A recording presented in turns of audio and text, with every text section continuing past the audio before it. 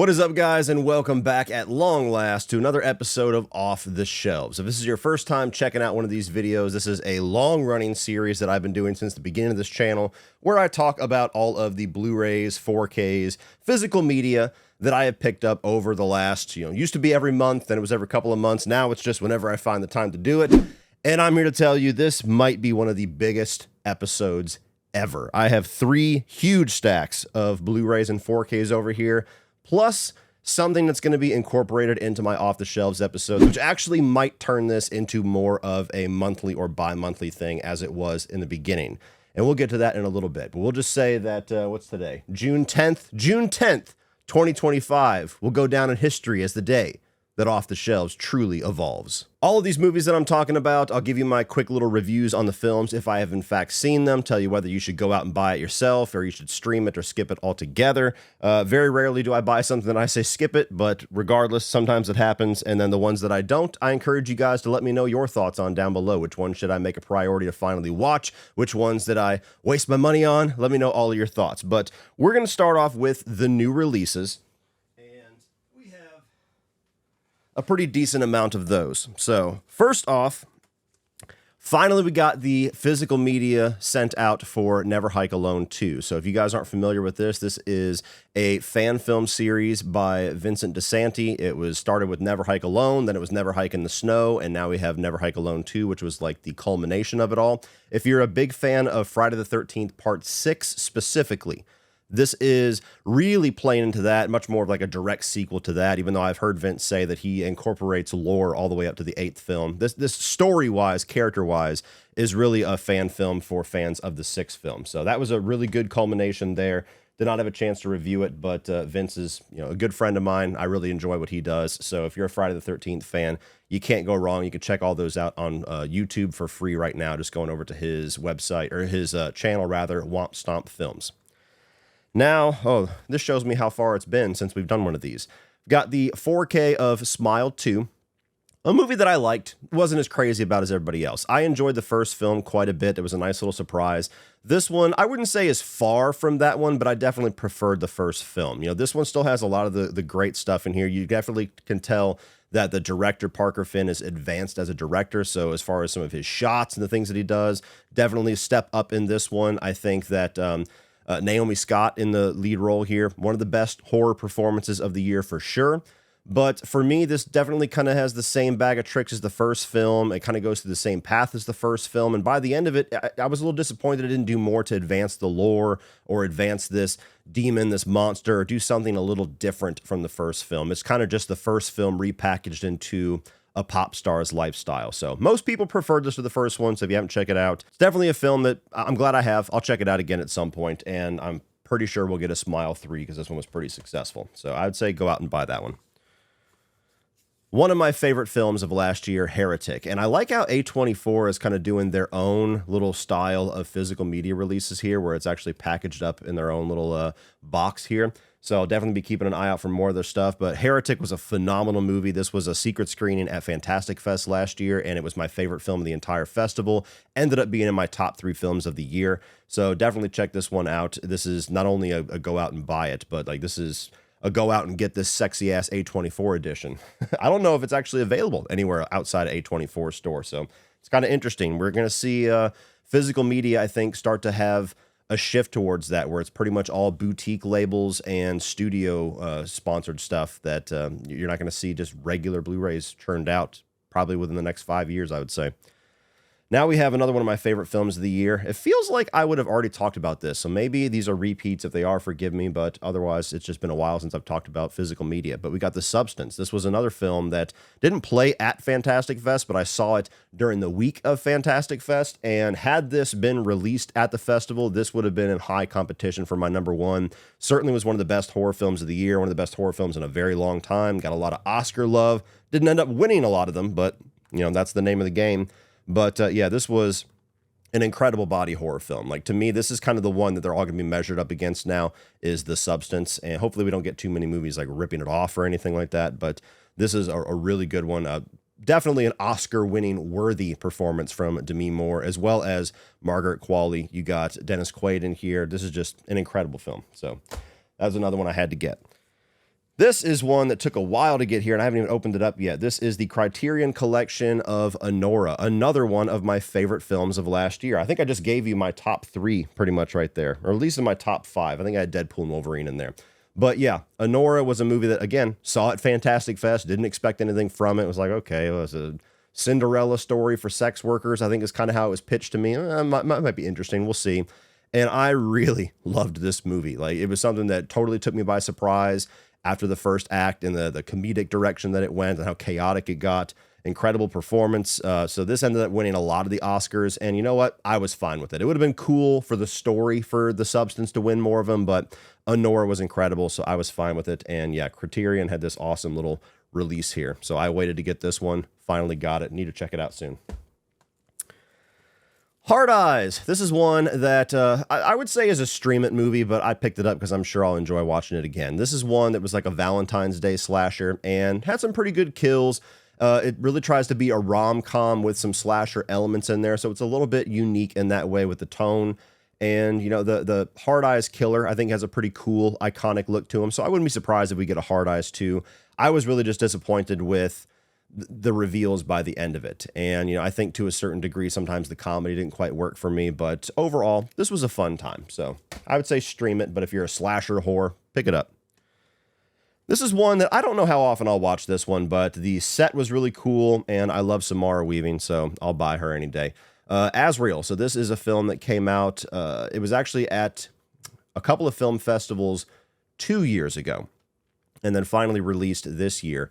So this was, I think it was played at the Overlook Festival, and I missed it there, and a couple of others.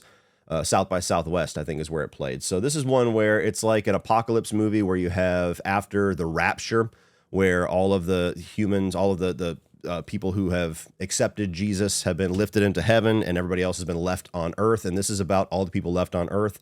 So very much like a post-apocalyptic zombie type film with a lot of biblical tones to it and biblical lore, which makes it unique. The only thing that kind of is the unique style of this film that holds it back and makes it stand out at the same time is that the characters in this film have severed their vocal cords to like rescind their or renounce their sin of speech.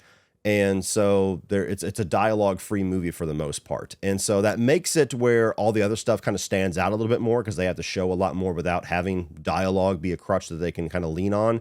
But at the same time, it makes the lore of the film feel like it's a little underdeveloped. Like you want more. You want to have some characters speak so you can understand things a little more. So, you know, this is one I want to revisit. I didn't quite love it, but there was enough there that intrigued me that I want to give it a second shot. And I dropped one.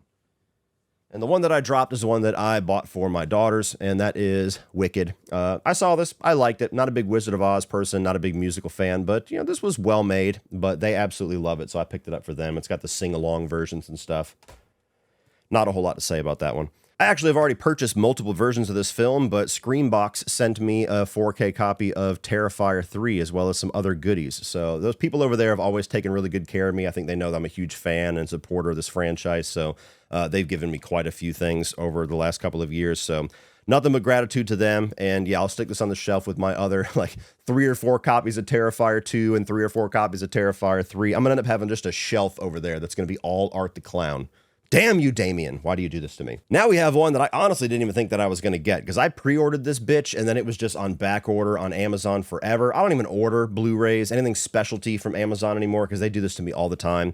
And that is the 4K Blu-ray of Nosferatu, the Steelbook specifically. So I got the 4K Blu-ray and I ended up giving it to my dad, but I ordered this version a long time ago and it just sat there saying, it'll be shipped sometime before your death.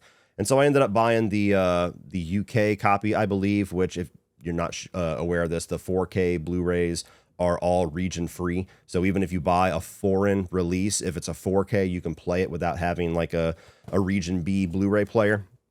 So ended up getting that. It's got the extended cut and the theatrical version. That was another film that was in my top 10 of the year. I thought Nosferatu was just beautifully shot. Like as far as images, that was the most memorable movie of the year for me. So loved that one. I have to go out and buy it now.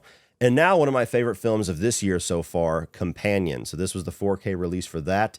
And I've been looking forward to watching this with my wife. We just haven't had a chance to. But this was a film that really surprised me. It wasn't really on my radar. And unfortunately, you know, they picked the cover that kind of leans into spoilers a little bit. So I apologize. I have to show that. But That's modern movie marketing for you.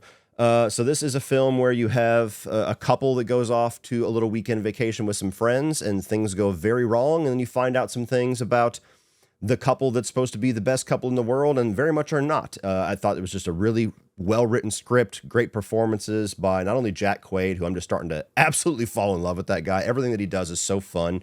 But also, you got Sophie Thatcher here, who was also in Heretic, and she's in Yellow Jackets, which I started watching this year. She's somebody that I definitely have my eye on as well. She's awesome. So yeah, companion as far as movies that have come out in this calendar year, definitely in my top 3 so far. And that is all the new releases. Now we'll move on to my double dips. So these are all the things that I have bought that I already own this movie, but it's a new version or a 4K version or something, some kind of special edition where I wanted to have an additional copy. Starting off, we have this thing that I don't even remember where I got it from, but I saw it and had to have it because you guys know I'm a Phantasm whore, and this is a whole book version of it where they've got all the illustrations and some behind-the-scenes stuff, and I don't think this is a 4K, is it? No, it's just a DVD and a Blu-ray. It is a 4K. Okay, never mind. I'm full of shit. Sometimes I don't even remember what the fuck I buy. I just be giving people money.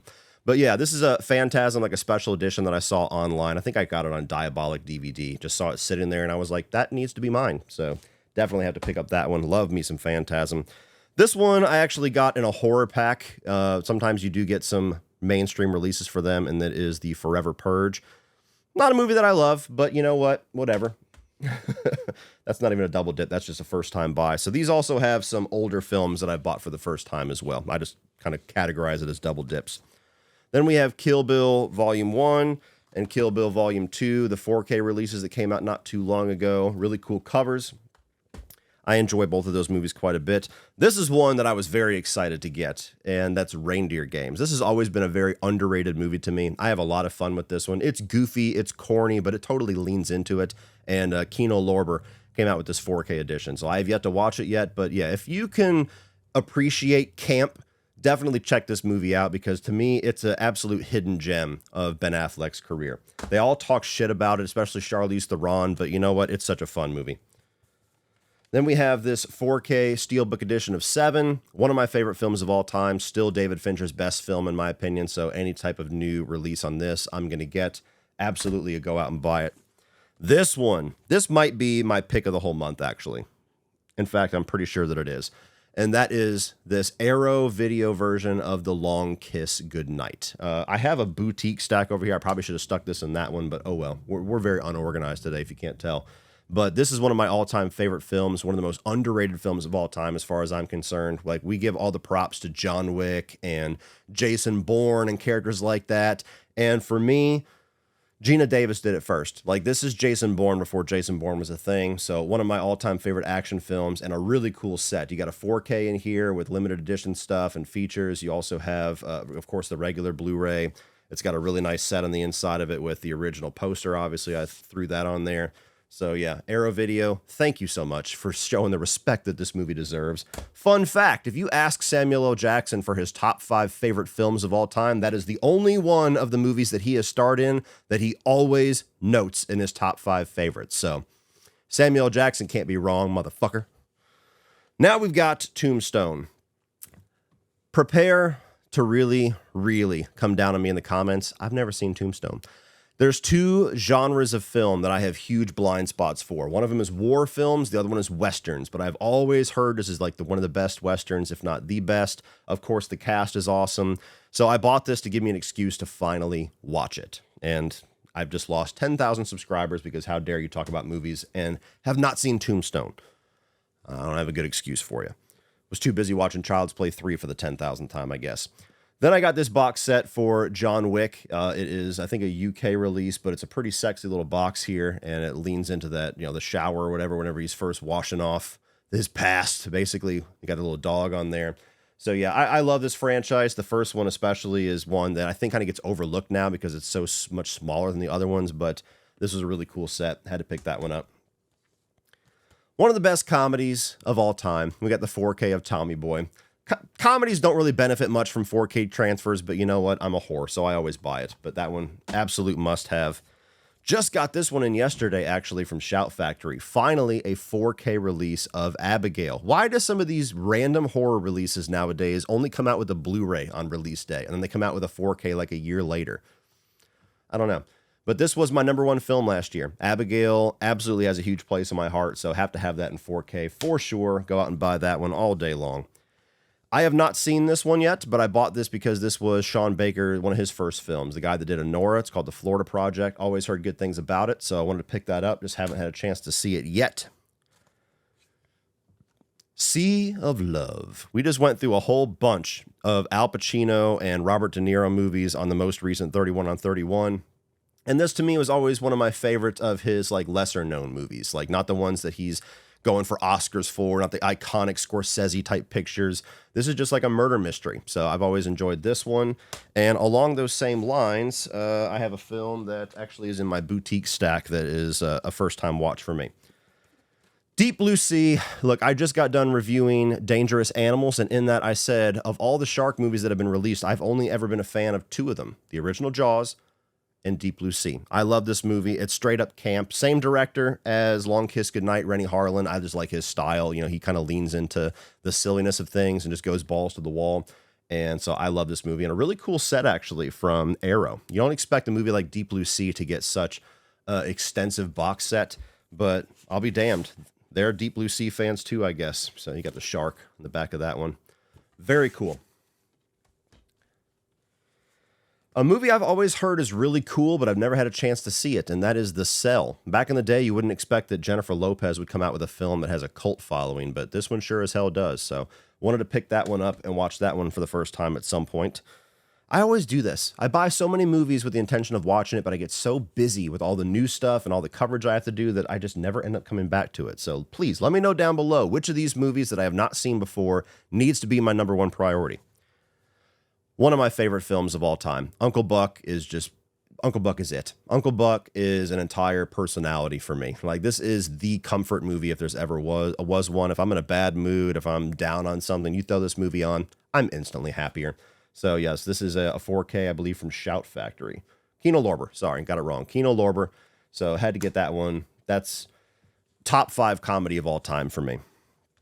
On that note, one by John Candy I've never seen is Summer Rental. My dad used to always get this one mixed up with The Great Outdoors. Whenever I would ask when I was really little, like, which one has the bear? He would get it mixed up in his head sometimes. We only had Great Outdoors, and that's another film that's like top 10 comedy for me. But this is the other one that I just, for whatever reason, have never seen. So is this one up to snuff with all the other ones I just listed? Or is there a reason why it's lesser known? Let me know. 4K release of Constantine. I told you we had a lot of shit. We still have one more stack of movies before we even get to the new shit. What's going on? Why did I wait so long? Keanu Reeves' Constantine, super underrated movie. Like, I know it's not comic book accurate, I guess. Like, he's not blonde or something like that, but this is a really cool movie. A lot of nice visuals. It's actually pretty creepy. So I was glad to hear that they're trying to do a sequel to this because of Keanu Reeves' resurgence in his career. I just hope they do it right. I hope they keep to the spirit of this film and the style of this film and don't try to make it like, you know, Marvelized or something like that. So we'll see. If James Gunn is in charge, I imagine he'll put the right people in charge. We'll see. The 5-film collection of Final Destination. So I bought this when I was doing my review series because I did not own the 4th film for obvious reasons. And it was cheaper to buy this than to just buy the 4th film. So fuck it. I bought the whole thing. This was only like $20 on Amazon. I'm sure it's still on sale. It might even be on a better sale now that Final Destination has such a popularity with the new film. So check that one out. And if you like Final Destination, I'll put a little link up here for my review series that I just completed. That was a lot of fun. Another one that I had a hard time getting a hold of, but the Steelbook edition of the original Terminator. As you can see, I did have to buy the foreign version. But yeah, this is a badass Steelbook that I love that original film. I love the second film. Any new edition, I'm going to check that thing out. Now we have a movie that, you know, at some point I'm going to gear up and try to do some David Cronenberg films. I don't know if it'll be like a dedicated review series or not, but if I get time, I'm going to try to do that. So I bought all the films of his that I did not own. So we got Dead Ringers here. Most of these I don't even know what they are. I just went through his filmography and bought the ones that I didn't own. So Dead Ringers is part of that. Also a film that is a classic that I've never seen is Dirty Harry. Like, Clint Eastwood is another one. I have a big blind spot for his entire career, mostly because it's all the older Westerns. But yeah, I've never seen a Dirty Harry film. So I wanted to start with this one. I think I got this in Horror Pack because I'm pretty sure I already own this movie, but maybe not. Maybe I don't own it in 4K. But Night of the Creeps. This is a really cool B movie. If you like zombie films, if you saw James Gunn's movie Slither, it is very much inspired by this film. You can almost call it a remake to a certain degree. So this is a really fun film with aliens and slugs and zombies and things like that. Really cool film. Thrill me. And finally, we have Wayne's World 2, the 4K. I have not seen this since I was a kid. I remember liking this a lot as a kid, but yeah, I have the first one. Wanted to make sure that I got the second one when I saw that it was getting released, so we have that right here. Really quick before we get into all the boutique special edition sexy stuff, I have 2 TV series. So we got The Penguin, which was easily one of the best shows from last year. This is the foreign steelbook that I had to pick up. Man, what an awesome show. If you loved The Batman, the most recent adaptation, definitely check that one out. And then I got the steelbook of the first season of The Last of Us, which you guys know I'm a huge, huge fan of. So we got those 2. Both of those, absolutely go out and buy it now. 2 of the best TV series, seasons, whatever you want to call it, of the last number of years. Now, we have the big sexy stack of all the boutique label stuff. And I know I showed off a few of it in the double dips, but these are the big sets for the most part. So we have from Arrow Video, the Hellraiser Quartet of Torture, and not a group of films that I necessarily like enough to keep double dipping on, but they have such awesome box sets, and they're always just the first 3 or the first 4 films. There must be a lot of weird rights issues with those movies, but yes, this is Hellraiser 1 through Hellraiser 4. You can see a very cool cover here that cuts out, and you pull it out, and you got the skinned version. That's just a sexy ass set, man. I don't care if I never watch Hellraiser 1 through 4 again. I had to have that one. So Hellraiser and Hellraiser 3 of the 4 there are the ones that I like the most. I would say to buy those. 2, a lot of people love, I'm not as high on. And then 4, I have a little bit of nostalgia because I remember seeing it in the theaters, but not the best movie for sure. Another Cronenberg film I've never seen, but the Criterion version of Naked Lunch. Sorry, I need to hold it back here. It keeps getting out of focus. Naked Lunch, so I don't know anything about that one, but I've got a number of his films in this stack. This was the other one, talking about Al Pacino. I've never seen this film, but I've always heard interesting things about Cruisin'. So this is the Arrow Video release, big fat one, just like Deep Blue Sea. This is a film that I know the basic premise of it, but I don't know. For some reason, I never hear much about it, and then the people that do talk about it like it's brilliant. So I want to finally check that one out and see what that's all about. William Friedkin, so I'm sure it's going to get a little, well, freaky. Friedkin-y. Is that a term yet? Sisters, Brian De Palma. I have not watched this yet, but this is actually a movie that was recommended to me by Robert Englund himself. When I met him at Mad Monster, I took him as well as Brad Dourif, Fiona Dourif, and Danielle Harris, and I asked them their top 3, top 4 favorite films, and this was one that Robert Englund himself gave to me, so I want to check this one out. I'm a big De Palma fan, just never really seen that one. The Brood, I actually have 2 versions of this movie here, but we got the Criterion version. I accidentally double dipped, but I double dipped on a completely different set, so it's all good. Hopefully I'll like the movie. So that's a Cronenberg one. Then we got these 2 that are awesome. Not the most popular films in this franchise, but damn if this isn't the best looking set that they've ever got. And that's Jason Goes to Hell and Jason X. I really enjoy these movies, and this is the same style of the Friday the 13th remake that came out a number of months ago. So I love what Arrow's doing with these movies. I hope they do all of them that way. Probably won't. But Jason Goes to Hell, people hate on it because it's not really a Friday the 13th film, but I like how different it is. And then Jason X, look, I grew up, I was the perfect age for this movie. It's bad. It's absolutely terrible, but I think it knows it's terrible. So I enjoy that very much as a B movie. Now I have 2 releases from Umbrella Entertainment, and I have to give them a huge shout out because they actually reached out to me back in like January and said that they enjoyed my channel and wanted to send me a couple of things for free. So they let me go to their entire website, their whole catalog, and pick out a couple of things, and this is what I picked out. So we've got The Last Stop in Yuma County, which is one of the favorite films that I saw at Fantastic Fest 2023. Totally badass set. And this is not a film that's in physical media release very many places. I think they might be the only ones that have it. But it's got a book in here. It's got a poster. It's got all kinds of stuff. 8 art cards, numbered release too. So this is limited edition. This is 180 out of 500.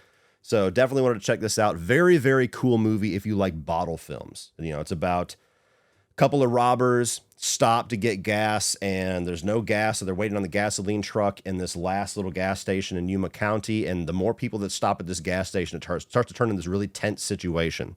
So loved that movie.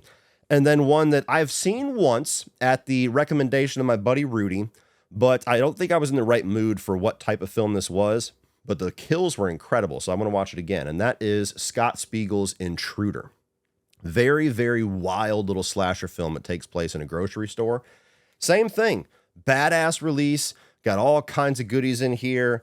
Their custom artwork, full reprint of a magazine that they were featured in, a reversible poster, another numbered release. This is 819 out of 2,000. So a few more of these were made than the last stop. But yeah, both of these incredible box sets, really cool movies. So thank you so much to Umbrella Entertainment. This is a company out of Australia, and they did that whole Art Attack box set last year. That was in my top 10 physical media releases of the year. So these guys are doing awesome stuff. Thank you so much for sending this to me. Now we are ending with a few of Second Sight releases. So we'll go ahead and get this one out of the way first. This is another version of The Brood. So again, I've never seen this film. Hopefully I like it because I have two different little boutique versions of it. But they released a lot of Cronenberg stuff. So they have this one, and then the movie that I have seen that I do really enjoy, and that is Scanners. And that is just an awesome cover, is it not? You got Ironside right there on the top of it. So this is a very cool release. Again, both of them nice thick box sets, 4K restorations, everything. And then finally, a film that we all love, and that is You're Next. I think I have just a regular Blu-ray copy of this, but this is definitely the one that I wanted to have, the sexier, big, badass release. So yeah, that is all of the big boutique sexy editions. So you guys check those out. Let me know on the films that I have not seen, namely The Brood, I guess. Am I going to like The Brood, or am I going to feel silly for buying every copy of it? And now we reach the brand new segment on Off the Shelves, which for right now, I'm just going to call Off the Record, because it is all about the vinyl records that I have bought. And I tried to avoid this for a very long time because, as you guys can see, I got a little bit of a problem with space, and being a massive collector of things, I go all in and I buy everything. And my dad has always been that way with music, where I've been that way with movies. And I knew if I dove in, I would be in serious trouble. And even though my dad has been tempting me, trying to get me to jump on the bandwagon and trying to jump in with the fire with him with the vinyl record thing, I've avoided it for years. And then I took a little trip to California, to LA, to spend the weekend with my buddy Joey Sasso and experience Monsterpalooza. And he's another one that for years has been trying to get me to jump down the vinyl train. He's been sending me videos and pictures of the cool sets that he have. And I'm like, oh, I got to resist. Can't do it. Can't do it. If I start, I'll never stop. And the son of a bitch broke me. So in the last 2 weeks, I have bought, 30 vinyls, and I have more even on the way. I'm building a shelf for my living room in the garage right now. I got another one on the way that's actually going to take over right here. So the next time, whenever I actually have it up, you'll see a slight shift in the studio. These posters will go up, and you'll have my vinyl storage and my turntable right here off to the side. But we're going to talk about all the ones that I bought. We have half of these, more than half of these or so, are movie soundtracks and movie scores, which is what did me in. That's what did me in. When I saw one of these, is actually the next one on this list. That's what did me in. But yes, so we'll start off with one that I bought just for fun, because I love this movie. My kids love this movie. We've already listened to this record top to bottom twice. And that is a Goofy movie. This was a special edition thing that you can get on Amazon right now, so it's not like super limited. But yeah, it's the whole soundtrack and score of the film. So the one side's got like 7 songs that are the soundtrack, and then the other side is the score of the film. So always been one of my favorites. It's a childhood favorite. It's an adult favorite. And you know what? It's a good one to throw on. This is the one right here.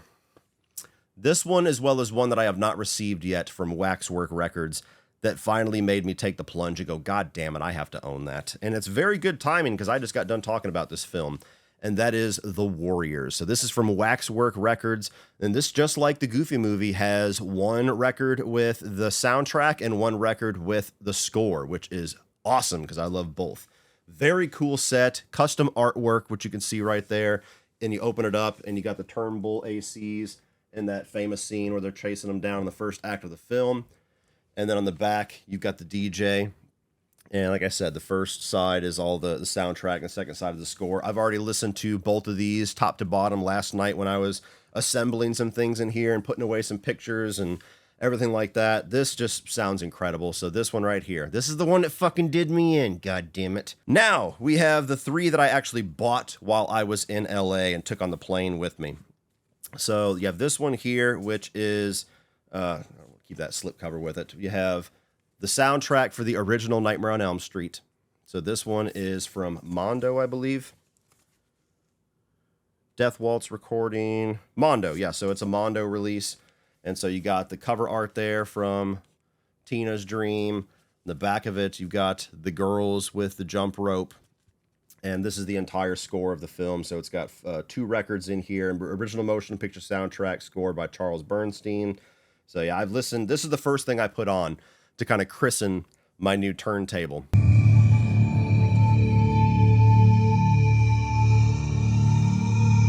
I couldn't wait any longer. Once I took the plunge and bought something, I was like, okay, I got to get the Freddy's. So eventually I'll probably have all of them, whichever ones are released.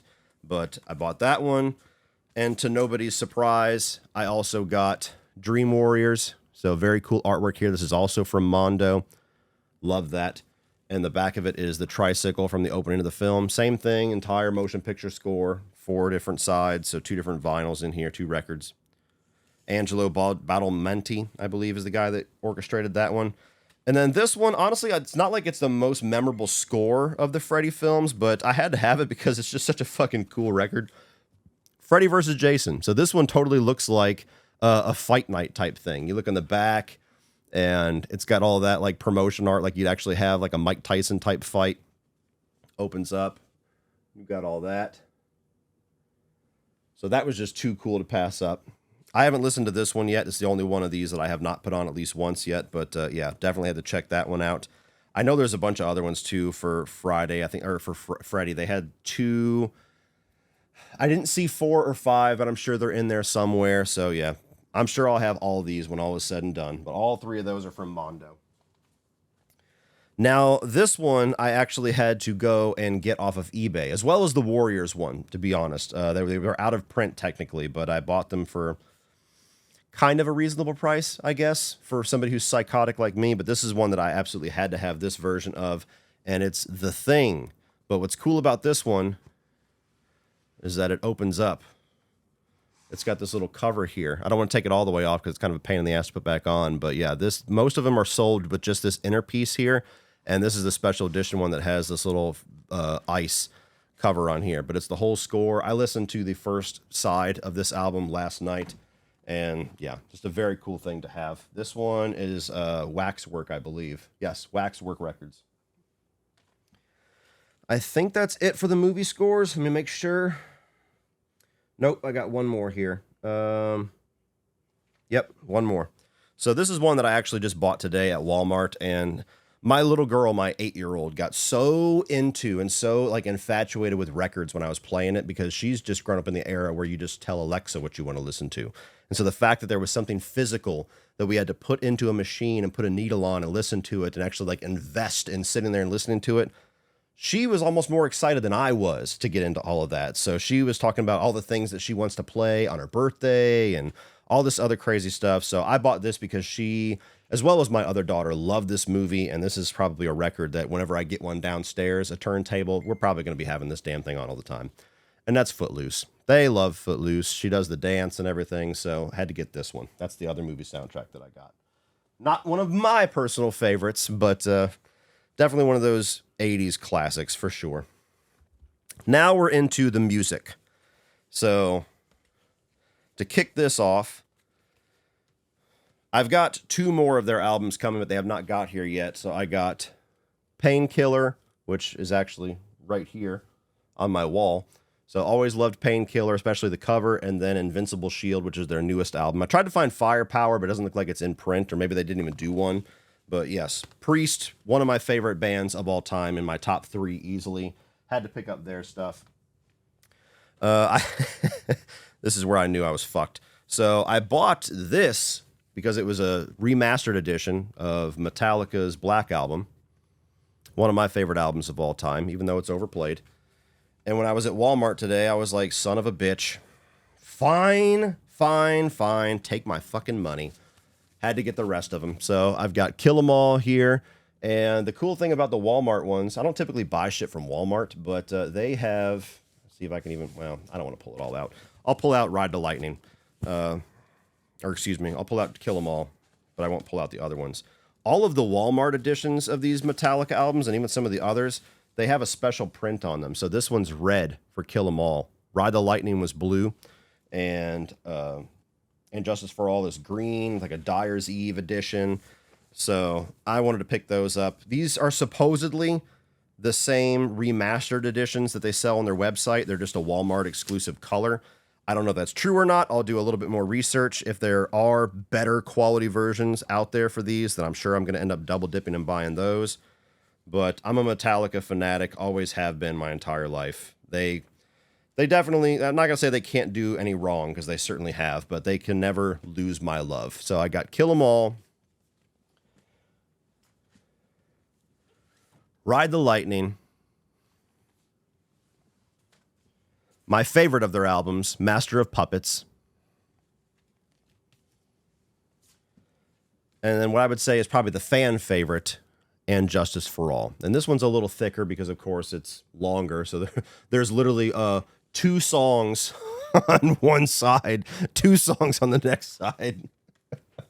That's the only pain in the ass with vinyls. You're like, hell yeah, let's listen to Injustice. Fuck, we got to turn it over. Fuck, we got to change the album. And then, of course, as I said, the remastered edition of Black Album, which isn't much better. I guess with the remastered, it's got to be, there's so much of a quality push on it, they can't fit as much music, so it's literally 3 songs per side. But there's all those. Sitting next to the Metallica stuff was another one of my favorite albums of all time, which is Dirt, Alice in Chains. I'll definitely have to find Facelift, because that's another one that I just love. I don't think Facelift gets enough credit. Everybody always loves Dirt, and Dirt's the shit, but Facelift is just as good, in my opinion. And what was cool about Walmart, again, I'm not really a Walmart guy. I very rarely go there, but I might have to frequent it more often, because they had some really nice greatest hits editions of stuff. So that's what I got here. I've got Journey greatest hits, absolutely must have. Got pretty much all of their hits on here, 4 different sides, so 2 different records here. And it's one of those that open up. Very cool stuff. Love Journey. You got the man, Tom Petty and the Heartbreakers greatest hits. Another one where just pretty much every song that you would want is on here. Opens up just like the other one. Really cool stuff. And I've invested, I haven't gotten it yet, and I've invested in a lot of outer and inner sleeves as well. I've done my research. I know what you're supposed to do. I'm going to have to get Dark Side of the Moon, because I think I like that one even more than this. But we got Pink Floyd, The Wall. Probably their most iconic album, at least their most iconic album cover. But yeah, had to have that one. And finally, it might surprise you to know that I'm a huge fan of these people, because you guys know me as the metalhead. But I love some Hall & Oates. So this is Hall & Oates' greatest hits, or volume 1 of their greatest hits at least. And it's got all but one of my favorite songs. So I'm going to have to find what is on the part 2 of this. Because Out of Touch is not on here. But you got Sarah Smile, She's Gone, Kiss on My List, You Make My Dreams, Private Eyes, Can't Go For That, Maneater. Like it's almost every song that you would know and love from Hall & Oates, except for that one. And that's it, guys. That is a massive 43 minutes long. That's pretty huge for an Off the Shelves episode. So let me know all of your thoughts on all these physical media releases. Sorry I didn't talk more specifically about each individual one. We had a lot to get through. And let me know. Let me know how you feel about old Joey Sasso finally pushing me to join the Vinyl Club.